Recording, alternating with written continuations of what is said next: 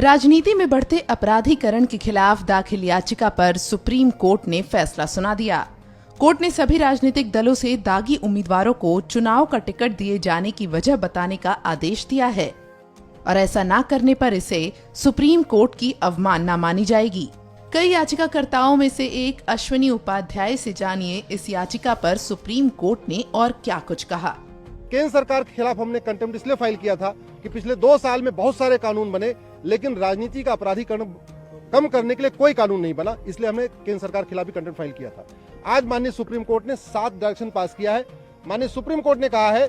अब political party अगर किसी दागी आदमी को टिकट देती है तो उनको उसका कारण बताना पड़ेगा कि क्या उस क्षेत्र में, उस लोकसभा के क्षेत्र में या उस विधानसभा के क्षेत्र में उनको एक भी आदमी साफ सुथरा नहीं मिला, एक भी आदमी ऐसा नहीं मिला जिसके खिलाफ कोई अपराध न हो,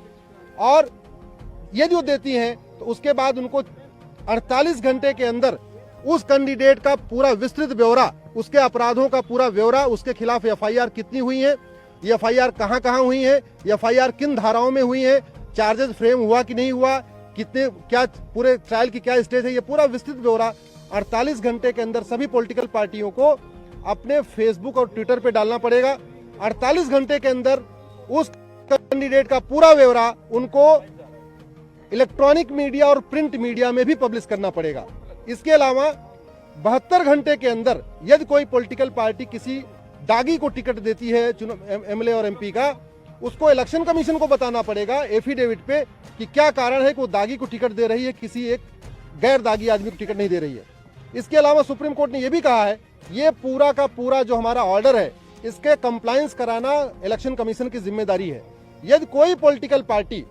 सुप्रीम कोर्ट के इस जजमेंट का कंप्लायंस नहीं करती है तो उसको कंटेम्प्ट ऑफ सुप्रीम कोर्ट माना जाएगा। ये अपने आप में बहुत ही ऐतिहासिक फैसला है। आज तक ये ऐसा कभी नहीं हुआ, अब ये पहली बार हो रहा है कि जो राजनीतिक दल अपराधियों को टिकट देंगी और उसका विस्तृत ब्यौरा इलेक्ट्रॉनिक मीडिया, प्रिंट मीडिया और सोशल मीडिया में पब्लिश नहीं करेंगी, उसको सुप्रीम कोर्ट का कंटेम्प्ट माना जाएगा। अगर आपको हर एक कैंडिडेट के बारे में बताना पड़ेगा। अगर पॉलिटिकल पार्टी का कोई कैंडिडेट ऐसा जिसके खिलाफ कोई एफआईआर नहीं है, कोई दाग नहीं है, कोई उसके खिलाफ कोई अपराध नहीं है, तो सिंपल एक लाइन लिख देना है कि हाँ उसके खिलाफ कोई अपराध नहीं है। अगर किसी के खिलाफ बहुत सारे मामले हैं तो उसका बाकायदा एफआईआर नंबर, ट्रायल की स्टेज, चार्जेस फ्रेम हुआ कि नहीं हुआ, ये पूरा ब्यौरा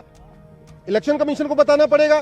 फेसबुक, ट्विटर पे डालना पड़ेगा और इलेक्ट्रॉनिक मीडिया और प्रिंट मीडिया में पब्लिश करना पड़ेगा। बता दें कि पिछले कुछ सालों में राजनीति में आपराधिक छवि के नेताओं की हिस्सेदारी